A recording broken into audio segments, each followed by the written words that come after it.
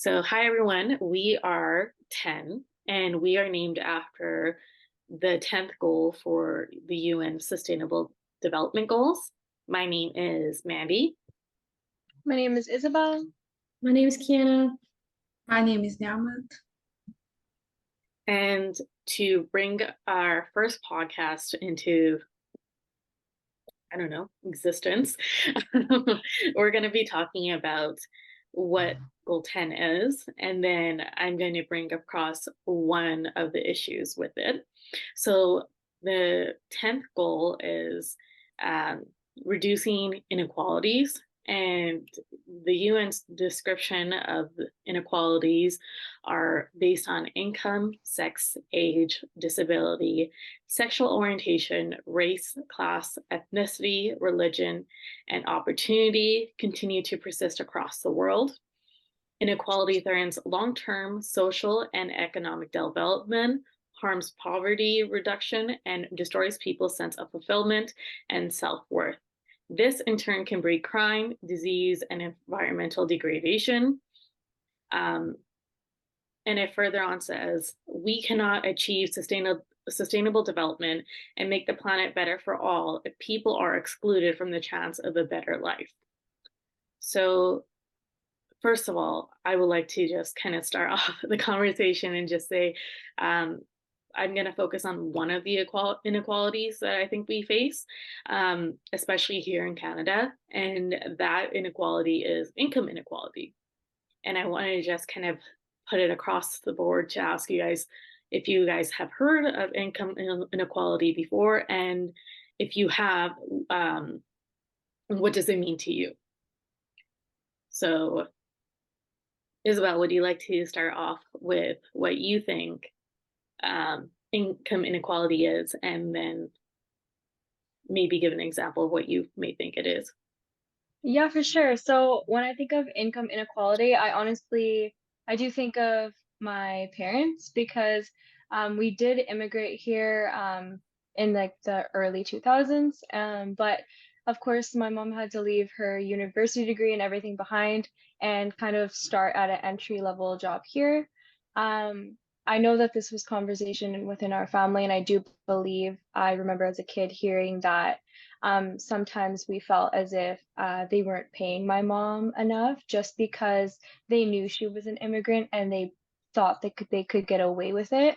So when I think of income inequality, I do think of maybe those that weren't always like born and raised in Canada and had just come here, and maybe they're just being taken advantage of because their employer thinks that they can just get away with it. Yeah, that's a great example. Keana, do you have an example of what you think income inequality is? It doesn't necessarily have to be in Canada, but just what you think it is, and then maybe an example. Well, when I think of income inequality, I always think about like the wage gap, obviously between genders and marginalized groups. I learned in one of my classes that people often think that the wage gap is being fixed, but with COVID and everything, it actually gotten a lot worse. And people always think that the wage gap is like from women working less or women having shared jobs because they have families and everything, or men having different jobs because they have like work in construction.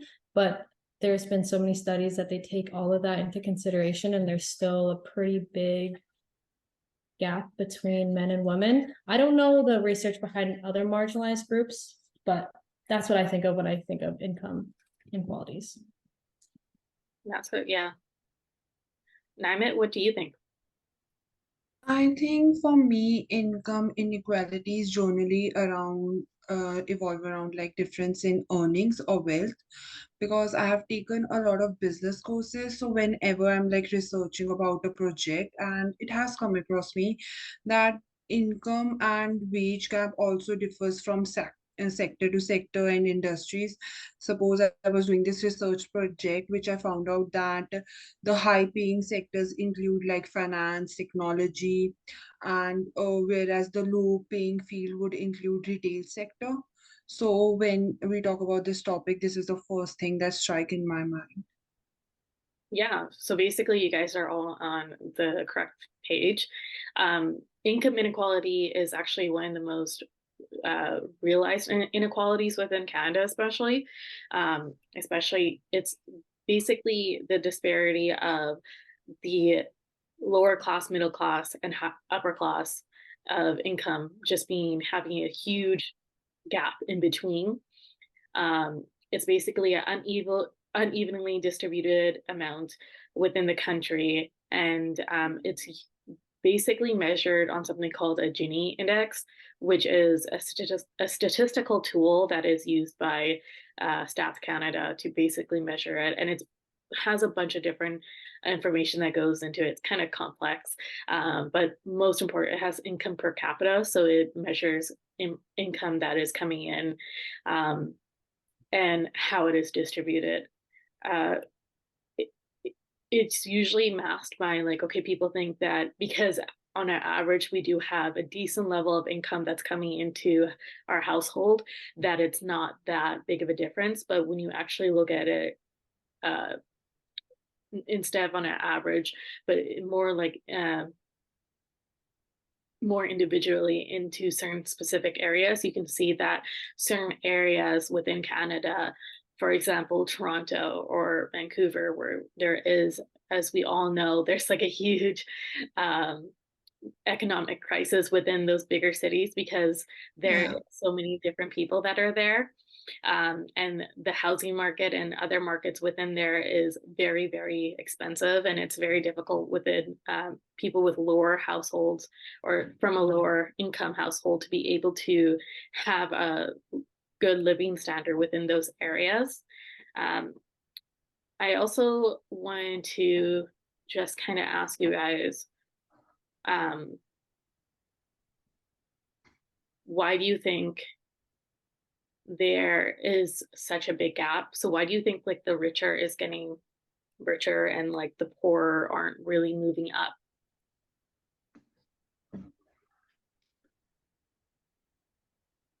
Uh, Keana, do you want to start? Um, I think a lot goes into it. I think a huge part of it is capitalism and the control that big corporations have. I also think it has a lot to do with systematic discrimination and the policies in place that prevent minorities from, having the potential that they should have. I don't know. I think that's a tough question. I think it's a lot of things. I Yeah, also think it's because the rich is so rich that because they keep, you know, I can't remember the word, but because they own big corporations, they have all these, they're overworking their workers, they're taking advantage of their labor and then they're profiting off of it. I think that has a lot to do with it. and it could Yeah, also I be based on agree. privilege, like it could be based on like I think I had like a teacher show us a movie about like privilege, and basically what it was basically everyone had, it's like a race, but everyone starts at the same line, but then there's a few questions that are asked. For example, like, do you come from a two-parent household? Do you have like parents who earn like at least over $50,000, 50,000 salary a year or something like that, and ask certain specific questions. And then those people, then their starting line, if they answered yes to each question, like they would move up. So their Yeah. starting line would go further and further up, closer to the finish line. And then she asked those people to kind of like take a look back and see, okay, do you see the difference between your starting line and other people's starting line? Wow. Right. So I think that kind of plays a huge impact into it, because those who are born into not necessarily generational wealth, but like have the ability to come from a wealthier off uh, family, doesn't really have the stress of like, okay, I need to save, I need to do this. I can't really invest my money because I need to put my money into paying bills and being able to make it day by day. And they don't really have the ability to grow their money unless they were to either further their education, which is also another cost, and then also allows them to lose out on opportunity to be a part of the workforce, right?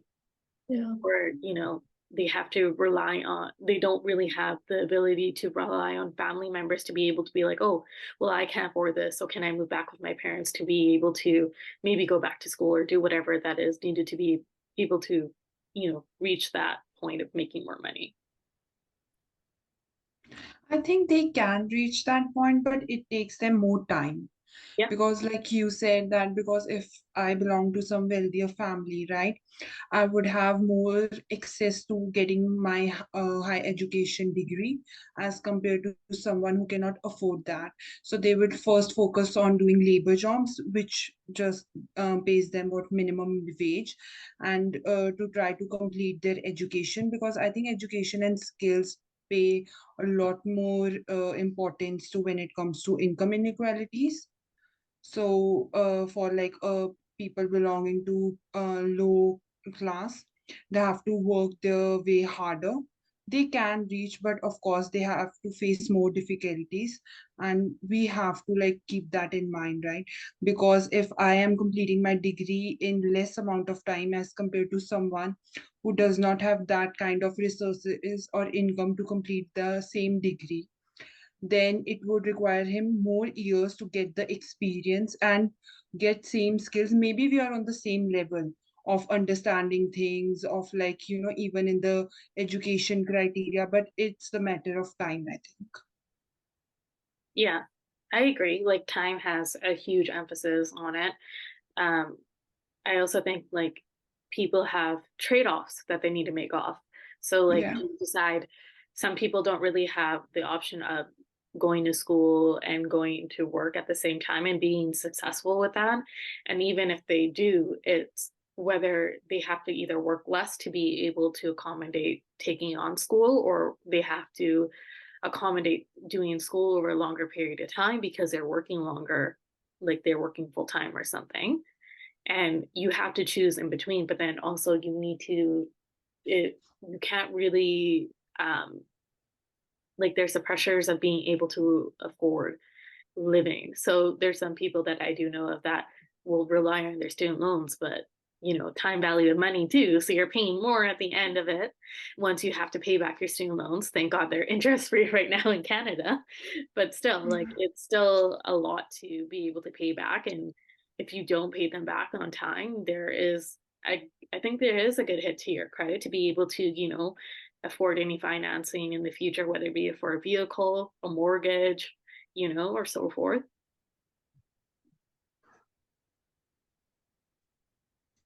Um, Isabel, what do you think? I do agree with everyone's points. To me, I do find like I don't know if you guys know like Maslow's hierarchy of needs. Yeah. I think that's what it's called.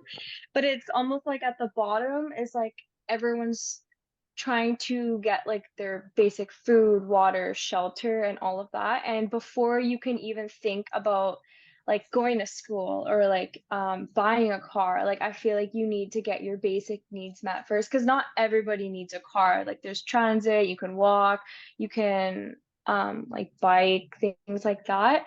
So I do feel like um when going back to like the starting line, like when I think about the starting line and I have like a younger cousin that lives in the same household as me, we have two different sets of parents, but my starting line, if I were to compare to some of my friends, I feel like they have like a further advantage and a further starting point. But when I compare it with my cousin, I do realize how privileged I am because her parents both have cancer. And so she doesn't have access to funds to go to school. So she really relies on a student loan. I do as well, but I also have resources I could go to that's not a student loan. Like I do have family that could loan me money. And so I don't want to say that I'm going to be wealthier than her, but I definitely have more privilege and more access to like resources that would get me further and faster. So when we also talk about like time, like I think that for me, like I would get to where I would need to go probably in a more timely manner than she would because she has to like go back to square one and make sure like are her basic needs met. So yeah, like I feel like it is like a pretty loaded question, but yeah. It is a loaded question. It's very hard to kind of like figure out exactly what is right and what is wrong, because there isn't really right or wrong. It just depends on, I guess, like a person's perspective and what they've been through. Like, I guess when someone is, as you said, who may see themselves as less privileged than their peers, but they know that they're more privileged than, some of their other peers, and it's kind of hard to balance, okay, whether um, what is more important to you then. Um, but yeah, no, these are really good kind of topics to make for income inequality. I think it's really like it goes across like different barriers. Um, Another thing I kind of want to follow up on is like, so I think we all would agree that there is such thing as income inequality. We've all seen that. And we all have like examples of that we've seen. What do you think are certain groups that are most affected by income inequality? Like, who do you think is most affected by income inequality? So we know like most likely like low income households, but what would be an example of those people in low income households? I would say in Canada specifically, I think the Indigenous are very much affected for a number of reasons. I think because on their reserves, they don't have access to internet, so they might not have access to be able to apply for jobs or better jobs. You know what I mean? So I think they're a huge group that is affected. Also, women, single women with kids, they would be affected because they can't work as much, obviously, or afford childcare. That's the two groups I can think of right away. Yeah, yeah. I I would agree also with think that. that, sorry, go Oh, ahead. sorry, no, Nyamat, go ahead. So I also think that the group also include the persons who are like suffering from some kind of disability. Like Isabel also shared that her cousin's parents have cancer, right?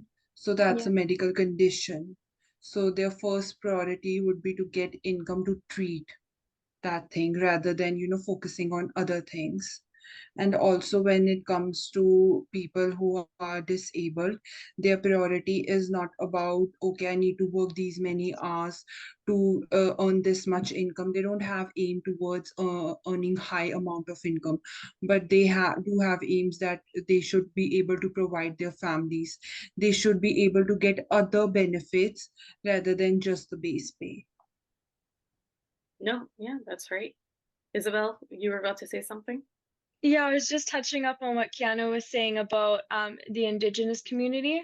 So I actually work with one of the Indigenous youth at a local elementary school near my house. And one of the reasons she is in this program is because she does get bullied at school because it's very visible that she is from a low income household. She doesn't have a lot of clothes. She doesn't have like new shoes or anything like that. And so um, they have me come in and work with her. I don't know too much about her case just because I'm not like a social worker or anything. I'm just a volunteer. But I do see like when she talks about her family, like I can and from having a crim degree or doing my crim degree, I can tell that her family struggles a lot with like generational trauma and everything like that. And so I know like her family is on like the low income and they try and get as much help as they can, but it's honestly just not enough with like how the world is just becoming so expensive to live in. Um, but yeah, I think of her family and I also think of like single moms as well. Adding on to what Keana was saying, because even though my cousins, both her parents have cancer, her mom raised her only. So she was a single mom who grew up in a women's shelter and she has just never had income like her entire life. Yeah. My mom is also a single mom. So I've always seen her just kind of like working away her entire life. Like there'd be times like she would be working 2, 3 jobs, and I just wouldn't see her for the entire day for like a couple of weeks or a couple of months at a time, because she would always be busy with work. And thank God, like, our grandparents were able to immigrate over, so they were able to help kind of take care of us because we lived in their basement when we were younger. So when we needed to be like have someone babysit us, we were thankful enough that we did have our grandparents there. But it's just like, when you see your parent or whoever comes from like a single family household, and you see them work so much, and you see that, it's just so difficult to be able to meet like ends meet, and just be able to be like, so as a child in that situation, you just learn, okay, maybe I shouldn't ask for so much, or maybe I shouldn't ask for like the newest type of clothes, or like you learn to, okay, maybe I should start working earlier to be able to like provide the things that I need for myself instead of like relying on your single parent. So it's very hard to kind of see that, but also like as you grow up, it does build a little bit of character. Um, but going off of what you guys said, all of you are actually correct. There are actually 10 groups that are at risk of experiencing low income. And the first one is actually children from lone parent families, particularly female lone parent families, because that's mostly seen within our demographic. Women, unattached individuals, seniors, Aboriginal people, people with disabilities, which I think Nyamat brought up, recent immigrants, which I think Issabel mentioned at the beginning about her parents, visible minorities, and low wage workers. So those are all at risk of being low income. It's kind of funny. Well, it's not funny, but it's kind of weird that they actually said women in general are actually going to be more affected by being low income, which could be due to like maybe the gender gap that Keana was originally mentioning at the beginning. And for basically 20 years, there has been an increase in our income inequality within Canada.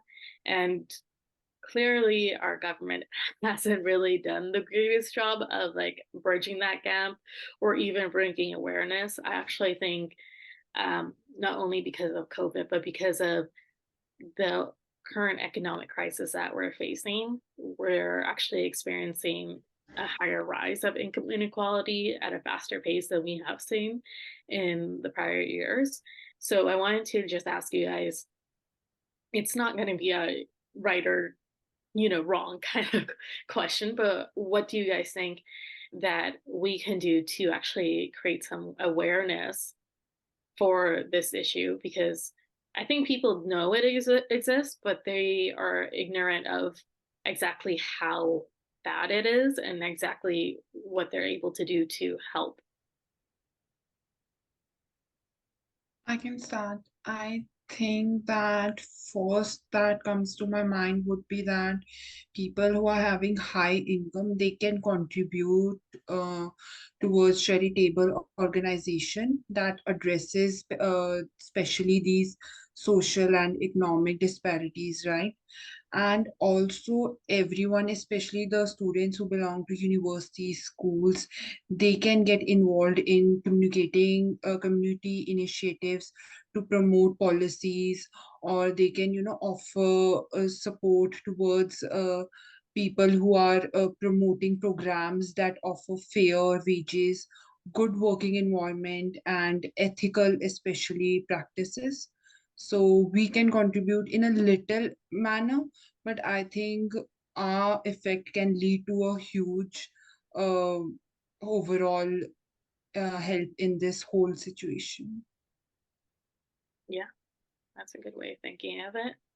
I think it would be hard to get people in those positions to acknowledge that, because I think a lot of people who are in business or have their own businesses and operate, they don't want to be, for example, even be taxed at a higher rate because Yeah. they want to make, a higher level of profit. And then they also want to be able to, if they do manufacturing or services that are provided within Canada, it's hard for them to outcompete competitors who are actually able to either pay their workers less than minimum wage than what we pay here in Canada, or have to pay less for the materials that they get for manufacturing. So I guess for some people that it's more difficult to do so. I think it's much harder for people, for example, that are either students like us or who are either part of the middle class to lower class of income to be able to participate in helping, because I think they're always stretched out as far as they can be to be paying out taxes. So it has to be the higher class that we have.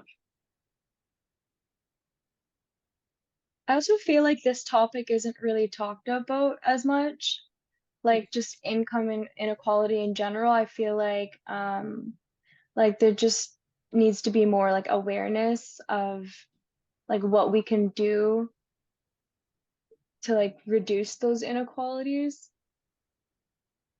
I agree. I think even having these conversations when people are younger would make other people aware of like their position and be more respectful to other people who are from a lower income. As you said, like, the youth that you help out with that elementary school, um, it's very apparent that she comes from a low income household. And unfortunately, she probably does. I believe you said she does get bullied for it. Yeah. So, if we do teach people, especially when we're younger, about there are these type of issues, and you know, we need to be respectful of those people who are from low income households and not be judgmental and not hold these biases against them, so they don't struggle as much when they're growing up, because it's not something that they can have control over or be able to change. So that would be one thing that we could do. Kiana, what do you think? I agree with basically what everyone said. I think this topic is really hard to create awareness of because I don't think it's a topic that a lot of people like talking about, because a lot of people are so against it or don't believe that it's real. I think a huge thing that corporations can do is talk about it and make sure that they are making an effort into trying to pay everyone equally, or like not equally, but like fairly at least. Mm-hmm. I think it might start there, and then it would influence people to have open conversations about it. I think, yeah, I think it's a tough one. Yeah, I actually agree with. I think the most important part is having open conversations about it. In workplaces, it's really kind of taboo to even be able to talk about your salary. So you could be working with someone who is in the same position as you, but you could be making much less than they are, and you wouldn't even know it because your employer has made it very, very difficult for you to even talk about your salary. And I think it would be very beneficial to be able to have like that open conversation with not only your coworkers, but people who are within the same field that work with you or work in the same position as you, to communicate exactly how much they make and how much you're expecting to be able to make in that position. So for people who are from visible minorities, or have disabilities, or can be easily um, kind of separated from everyone else, especially women who do have like the gender pay gap, and it increases more depending on their minority. uh, it would be nice for them to know what their counterparts make, to be able to say, no, I want to be paid as much as they do. I agree. I think I was like researching and I also listened to some podcasts which is coming up that pay transparency has becoming a more, important issue. Mhm. And companies now are taking this initiative to provide pay transparency to avoid this pay gap. Yeah. So there are many companies in US which are taking this initiative. so that everyone can have a common ground. Yeah. I think it's called like the pay parity or something like that. Yeah, I think so. Yeah. But no, I think like and I'll let you know why I chose this topic as like our first podcast is because it's something that I saw a lot growing up was income inequality, but I never really knew the term income inequality until much later on. And it's something that I guess everyone has experienced or has seen, but no one actually realizes it is an inequality. And, it does affect the ability to have people have equal opportunities to have, to live a specific way or to be able to, it actually limits individuals to be able to be, you know, the best that they can be, whether it be in their field as an individual or just in life to be able to live a certain lifestyle that they chose to live. So I think that was one of the reasons why I wanted to bring this up because it's not something that is that well known, but it's well seen. Mhm. So before we wrap up our first podcast, does anyone have any other things that they would like to finish up with or just add a little bit more comments to kind of like what we talked about today? I think this was a really great first podcast topic to be chosen, right? To talk about this and to have our different POVs regarding this topic. I mean, there's some of things which I didn't even knew. So when we discussed, I got to know that, oh, this is also happening, right? So I think overall, like I personally speaking, that I gained a lot of knowledge more about income inequality today. I would totally agree with Nyamat. I feel like the topics that we did talk about today, um, they're not talked about enough, and it is some of it is kind of like taboo. Like these aren't conversations you would maybe openly have with your coworkers because you don't know where they stand, and you maybe don't want to like overstep or make someone feel uncomfortable. So I do think that this was a really good topic to talk about because income is something that everybody needs. And inequalities, they exist everywhere. So this is kind of like a really good like first topic to just bring up. Okay, well, I will wrap it up. Thank you guys for your comments. And that is our first podcast as 10. And then we will be talking more about inequalities with our next podcast. Thank you so much for joining us, and we hope that you will join us again next time.